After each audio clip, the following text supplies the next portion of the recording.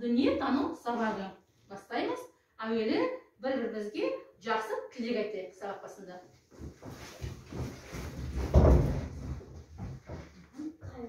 Hayırlı gün olsun, hayırlı gün olsun. Bugün biz için sәттілікке olsun. Отырайық балалар, сабағымыз сәтті өтсін. Ал енді осы сабаққа қатысты есімізге ежелер түсірейік. Жақсы ма? Қандай ежелер бар жаңа сабаққа қатысты? Sabahta bir-birimizni siylaymiz, shundaymiz. Vaqtda unumdaymiz. Naқты dal javob beramiz.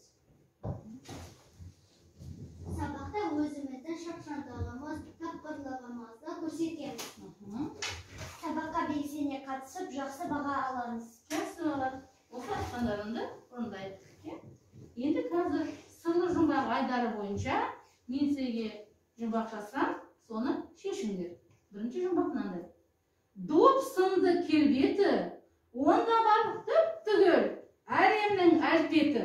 Бұл не? Globus. Бұл глобус. Жақсы. Екінші жұмбақ. Елдері мен қаласы, ойпаты мен даласы, тоғайы мен тауы бар. Бұл не? Өзің тауып ал. Бұл карта.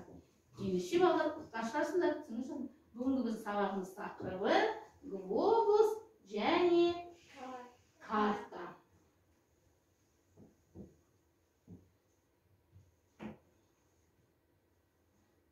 Глобус және карта. Глобус деген осындай топ-томалақ шығарға ұқсас жаңағы географиялық нысан.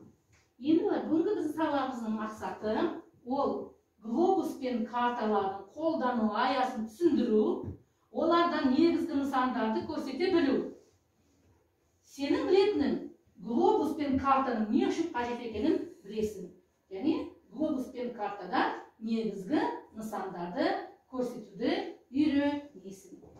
Балалар, география деген ғылым бар. Сол география ғылымы жердің табиғатын, халықтардың тұрмысын, шаруашылықты зерттейді. Ендеше біз де бүгін географиямен бірлесе отырып, осы жер бетінде құрлықтарға байланысты, мұхиттарға байланысты білім аламыз. Глобус алдарында слайдта. Ол жердің дәл үлгісі. Глобус латын тілінде шар деген сөз. Жер шары бірнеше есе кішірейтіліп алынады екен балалар. Ал мынау географиялық карта. Жер бетінің кішірейтіліп шартты белгілерімен жазықтыққа түсірілген бейнесі. Балалар, карталардың түрлері өте көп. Мысалы, мынау дүние жүзі картасы. Онда барлық құрлықтар бар, барлық мұхиттар көрсетілген екен.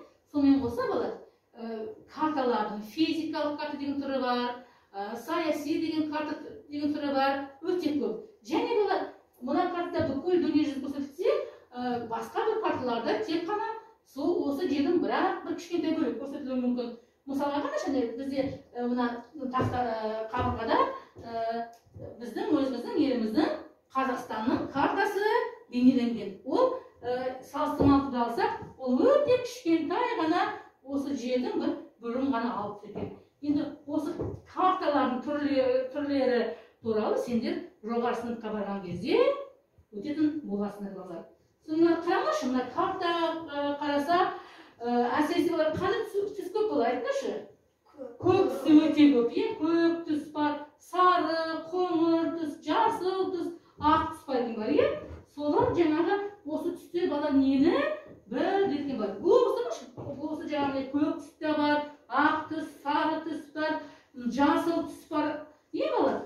Олар жаңа көк түс, ол суды білдірген. Мынаның барлығы су екен. Сары немесе қоңыр түс, ол құрлықты. Мынаның барлығы құрлықтар. Ал жасыл түс, ол орманды. Ал ақ түс, ол қар мен мұзды білдіреді екен балалар. Енді балалар, жаңа айттық қой, мына глобуста, картада өте үлкен жаңағы көлемді мына көк түс алып тұр. Ол мұхиттар екен. Мына мұхиттарды, өзен, көл, теңіздерді көк түспен бейнелейді екен балалар. Жер бетіндегі ойыстарға жиналған табиғи су айдынын біз мұхит дейді екенбіз балалар. Негізі мына дүние жүзінде, мына жер бетінде 4 мұхит бар екен. Ол Тынық мұхиты, одан кейін Үнді мұхиты, Атлант мұхиты және солтүстік мұзды мұхиты. Міне мына картаға қарасақ, міне мынау ауқымды өте орасан үлкен жерді алып тұрған бұл Тынық мұхиты. Тынық мұхиты дүние жүзі бойынша ең ірі әрі ең терең мұхит балалар. Одан кейін Үнді мұхиты бар. Үнді мұхиты балалар, ол жаңағы оның су өте ащы, тұзы өте көп екен құрамында. Атлант мұхиты балалар. Атлант мұхиты балалар, оның ерекшелігі онда өте көп мөлшерде балықтар ал екен балалар. Сонымен қоса солтүстік мұзды мұхиты бар балалар. Ол балалар өте басқа салған кезде әрі кіші, әрі таяз, әрі ең суық мұхит. Сонымен балалар есіңізге сақтанды, жер бетінде 4 түрлі мұхит бар екен. Жақсы. Енді бұл құрлық балалар.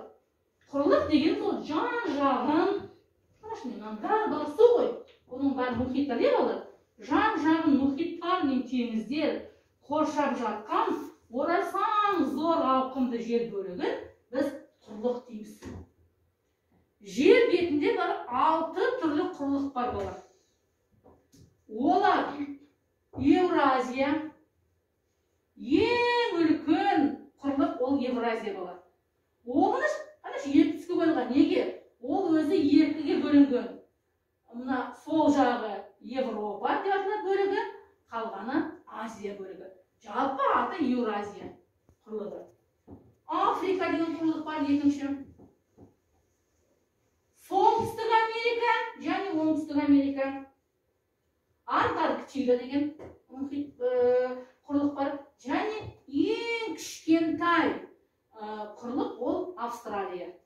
Сонымен жер жүзінде 6 түрлі құрлық бар екен. Енді олар шешейік. Мына ненің белгісі? Евраның белгісі. Ал евраның соңғы оратын алып тастаймыз. Қандай сөз шығады? Евразия деген сөз шығады екен. Жақсы. Міне, бағана мен айттым ғой, Евразия бұл ең үлкен құрлық жер бетіндегі. 6 ең үлкен осы Евразия. Балалар, бұны мен көрсеткен себебім, біздің мемлекет, Қазақстан мемлекеті, Қазақстанның жері осы Евразия құрлығында орналасқан. Көрдіңіз ме? Мынау біздің Қазақстанның жері қай құрлықта екен балалар? Евразия құрлығында орналасқан екен. Түсінікті, жақсы. Енді қазір балалар біз сендермен жаңағы құрлықтар жайлы, мұхиттар жайлы, карта, глобус жайлы жаңа біз түсінік алдық қой, соған байланысты енді тапсырмалар орындайтын боламыз. Оған дейін қазір бір дем алып алайық. Дем алып алып, орнымыздан тұрайық.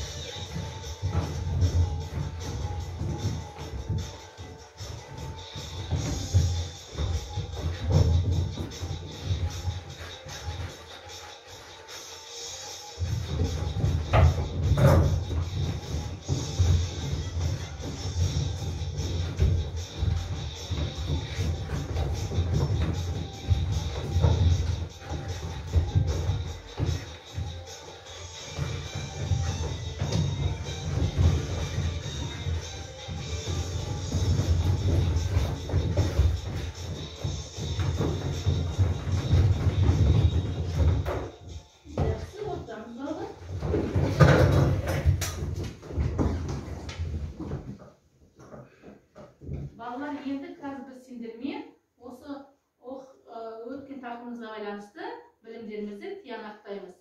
Глобусқа, картаға, мұхиттар, құрлыққа байланысты. Енді қалай өздеріне бұлар бағалайсыңдар? Сендерде қораптарында фишкалар бар. Фишкаларды, жаңағы фишка арқылы білімдеріңді бағалайсыңдар. Алған балдарыңды фишка бойынша есептеп, сол неге қорапқа салдырсын. Соңында жаңағы бағалау парағы бойынша білім деңгейінің шығады. Кім қанша балалы, сол бойынша білімдерінің жаңағы деңгейі шығады. Түсінікті ме? Енді қазір тапсырма орындайық.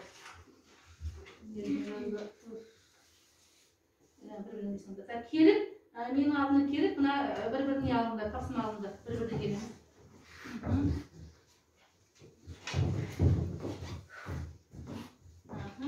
Қазір құрлықтардың атауын тауып жазуын керексіңдер. Мына 6 құрлық, 6 құрлықты дұрыс белгілесеңдер, 6 балаларсыңдар.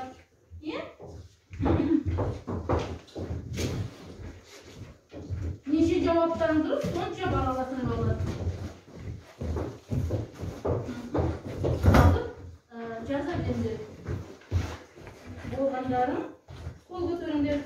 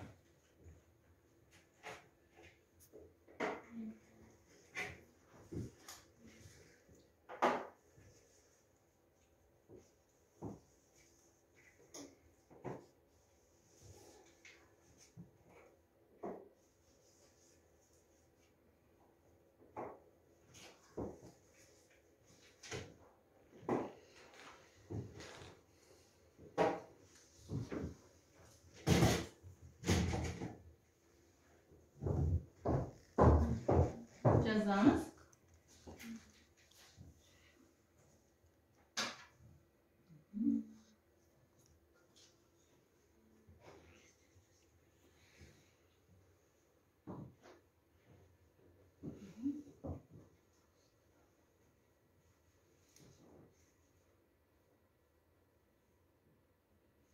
Yaz bolğandan qol oturundur.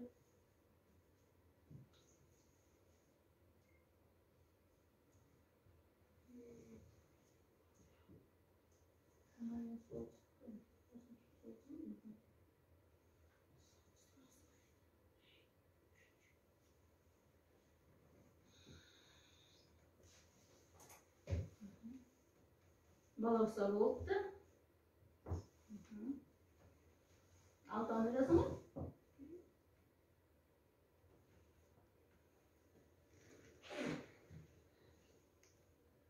Kullanız.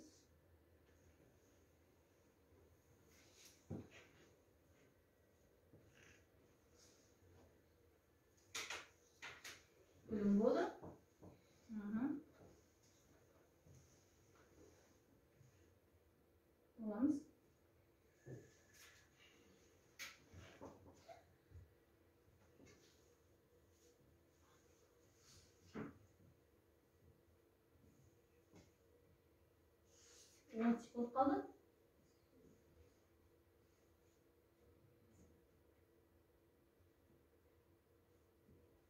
Жақсы болдық. Қамсақтан қойыңдар балдар. Қамсақты қоямыз. Неше мұхит шығардың сен? Евразия, солтүстік. Так, балдар тексереміз балдар. Тексеріңдер.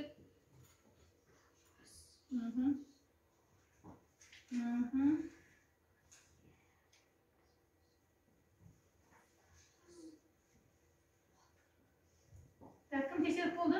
Бұрым? Солтүстік Америка мен Евразия орындары Алыс кеткен. Алыс кетті, е? Онда сенде неше бал болды? 6 бал емес, 4 бал, е? 4 фишка аласың. 4 фишка ал. Жақсы. Балауса, сенде? Қай ұлықтарың? Неше жауап тұрыз?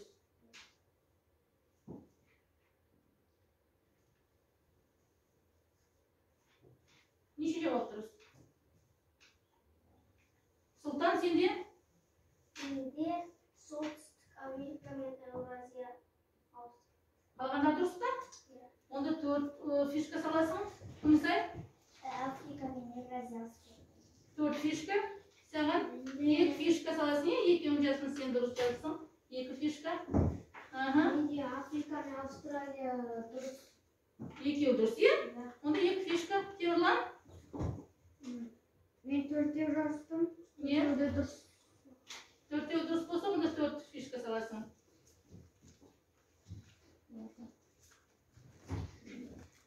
Нешеу дұрыс? 3 фишка саласың онда. Жақсы. Келесі тапсырма. Бала фишкаларын салып қойдыңдар ма? Келесі сызбаны толықтыр деген. Міне мұхиттарға байланысты біз бағана өттік қой мұхиттар, не? Міне бізде мына жерде аралас берілген. Ішінде мұхиттар да бар, басқа да жаңағы өзендер, теңіздер бар. Соны нақтылап, осының ішінен қазір мұхиттарды қойымыз керекпіз. Так, Темірлан келе ғой. Темірлан, тез. Тез. Айт дауыстап. Солтүстік мұзды. Дұрыс. Жақсы. Бір баға. Бір фишка. Күмістай.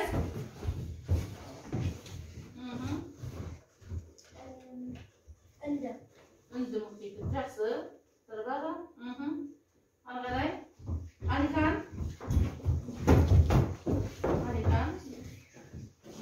Атлант мұхиты. Атлант мұхиты. Жақсы. Бір баға. Бір фишка.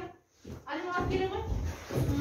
Тынық мұхиты. Өте жақсы. Қоя ғой. Не?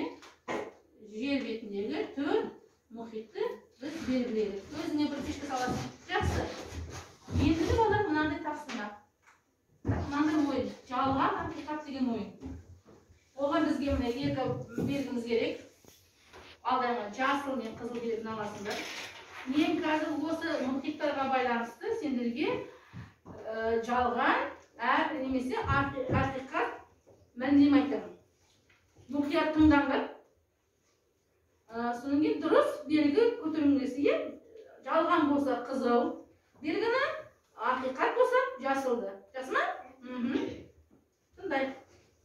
Жер бетінде 4 мұхит бар. Ақиқат. Не? Жақсы. Бір фишка. Екінші мәлімет. Үнді мұхиты ірі әрі терең мұхит.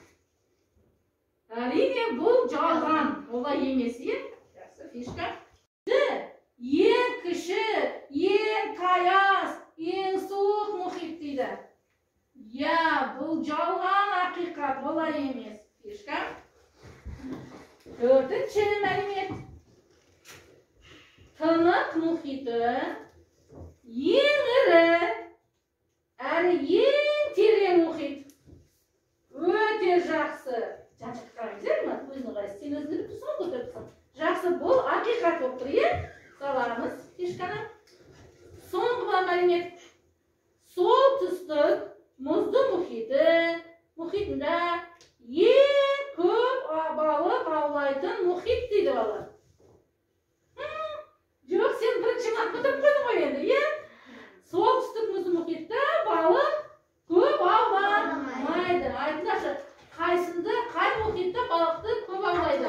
Atlantik muhitinde. Endi şu fişka salmaysın, kalganların bir fişka etkini sen katelesip kaldın, ya? Жақсы. Bu tapsımanda orundan aldık, ya? Kelesi tapsıma endi nege байланысты? Құрлықтарға байланысты, міне, біз мұхиттарға байланысты жаңағы сызбаны, сызбаны толтырдық, жалған ақиқат ойын ойнадық. Енді қазір құрлыққа байланысты мынандай ойын түрінде тапсырманы орындаймыз бала.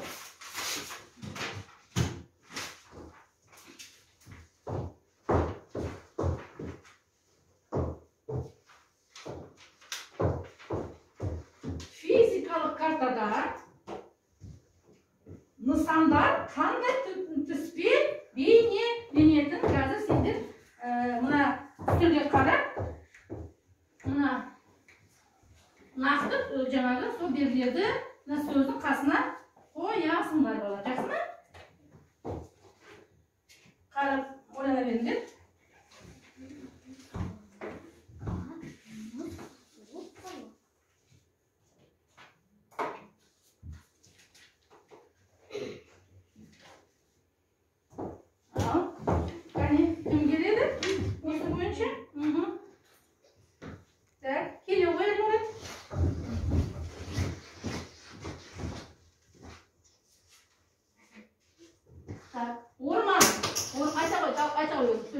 Orman жасыл. Түспен бейнеленеді. Жақсы. Балаусар. Жаңа жоғары көздері. Иә, фишка дұрыс. Ақ түспен бейнеленеді. Қар мен мұзы ақ түспен. Жақсы. Фишка.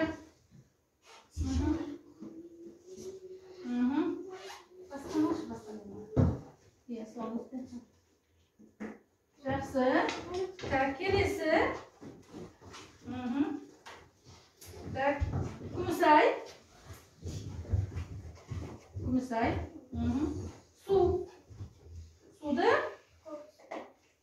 көп түспен. Бейнелейміз. Фишка. Алдыңдардан жаңада шоп дегендердің гүлі. Соңғы құрлық қалды, е? Құрлықтар карта мен глобуста қандай түстермен бейнеленеді екен? Айт. Сары. Иә, сары және қоңыр. Дұрыс, е бала? Иә, жауап дұрыс, фишка. Өте жақсы. Бұл тапсырманы біз дұрыс орындай алдық.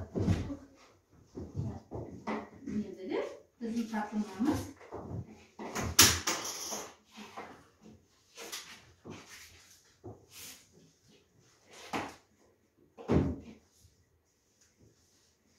келесі тапсырмамыз.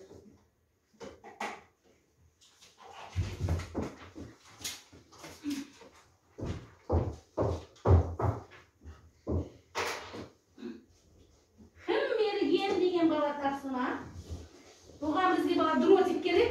Дротиктерің бар ма? Дротик керек.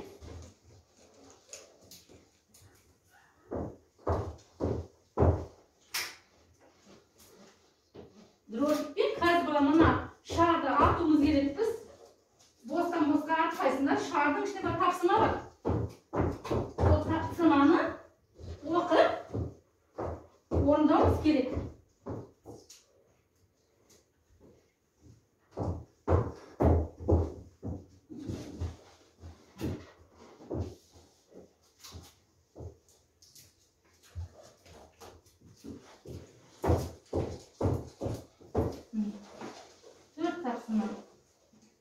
Әр бала бір шардың атады, дейм? Сұлтан келген дротигің бар ма? Қарап құрып ал. Содан кейін? Жоқ, қана.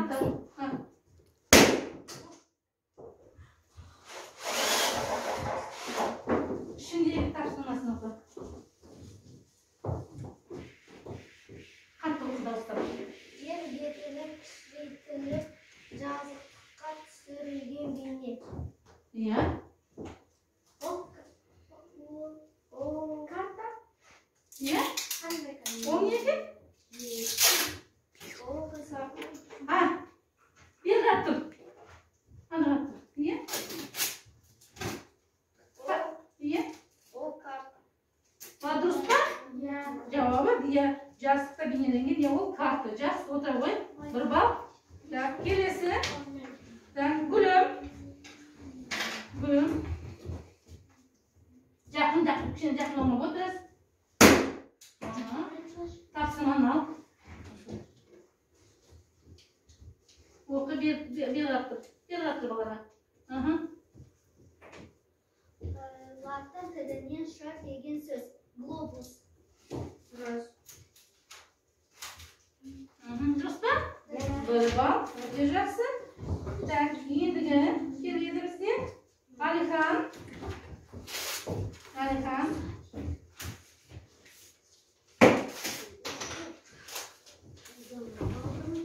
Ha. Tağını bari artık koy. Öteceksin. Oku.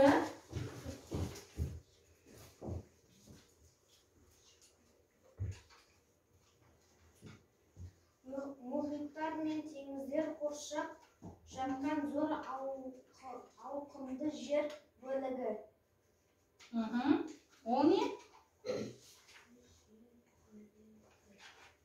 Құрлықтар. Dürüst mü? İyi, dürüst. Öteceksin. Bir bal. Bir fişka. Öteceksin. Son sıra diye. Balansa. Geri koy. Balansa tamam.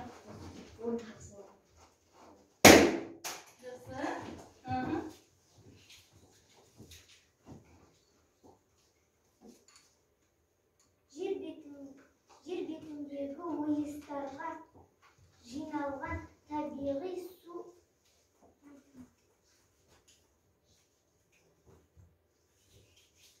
айдыны. Ya, o ne? Мұхит. Ya, tabii su aydını, o әрине muhit.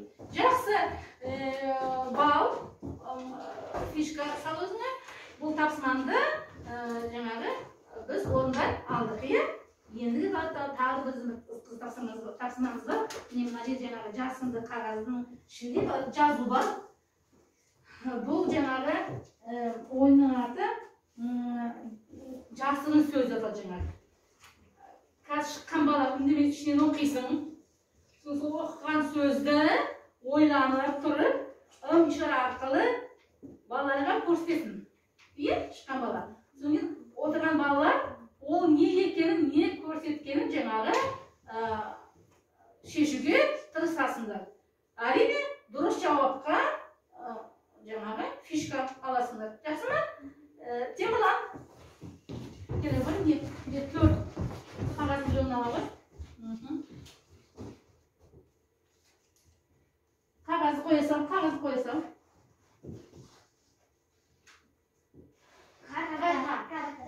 Дұрыс па? Карта екен. Жақсы. Балалар бәрін бір балалыңдар, бір фишка алыңдар. Темірлан, сен көрсеткеніңе, сен көрсеткен үшін өзің бір фишка аласың. Жақсы ма? Тағы да Алихан келе ғой.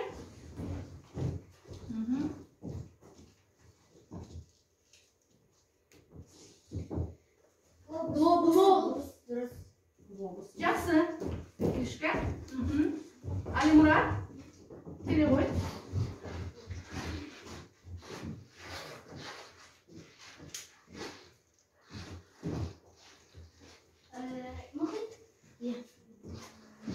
Muhit. Dürüst mü? Muhit. Dürüst. Kim bana şeşti? Gülüm. Sana bir fişka. Sana bir fişka. Niye sen bir kurtik aldın diye. Sonrasın kim gel bala? Kim? Sultan al gel bakayım.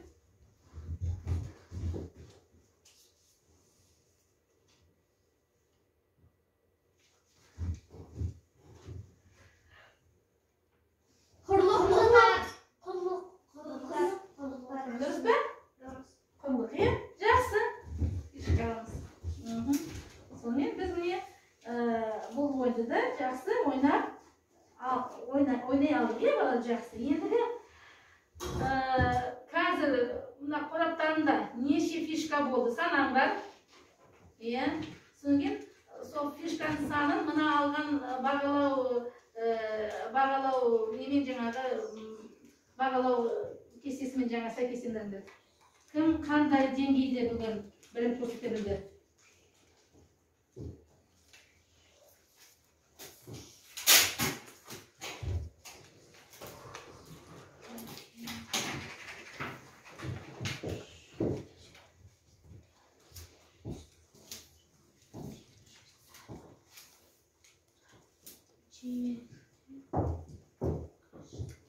Ben balım sana.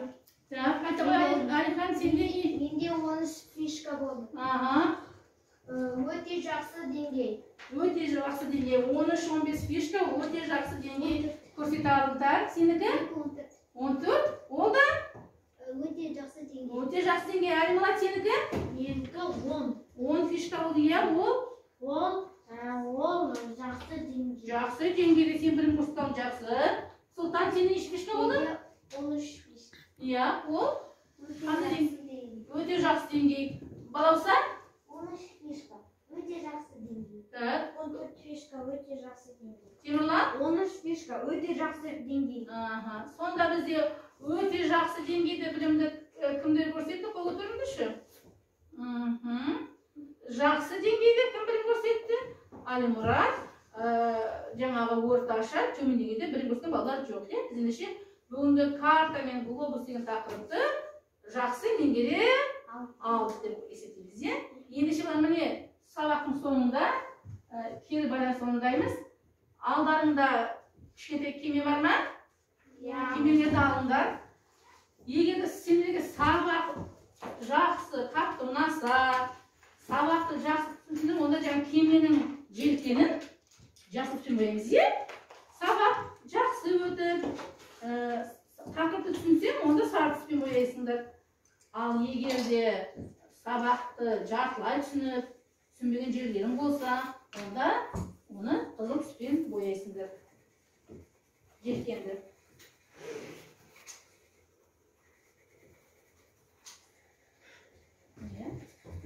Бояп болғаннан кейін артына кішкене ғана жерін жағып, мына теңіз, мүмкін мына мұхиттың суы шығар балалар. Жерін жағамыз артына. Жақсырамыз. Келеміз.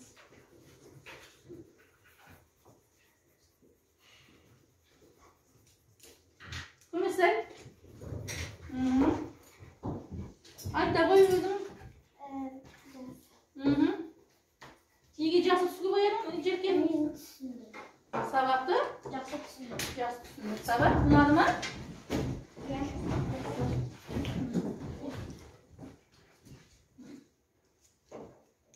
Алихан, айта қой. Мен сабақты жақсы түсіндім. Жақсы?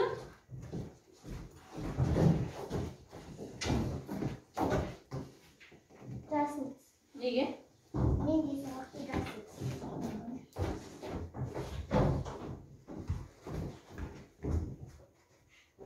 Жақсы түсіндім. Мен сабақты жақсы түсіндім. Темірлан келеді? 4, 5-ші желкенді қайырыңыз. Менікі жақсы түсіндім. Өйткені мен бәрін сабақтан түсіндім. Жарайды, жақсы. Сұлтаның қайыры қандай екен желкені? Оныкі де жасыл екен, е? Өйткені мен барлығын дұрыс түсіндім. Жақсы түсіндің, е? Жарайды. Алихан? Кел енді. Жаққан жасың не?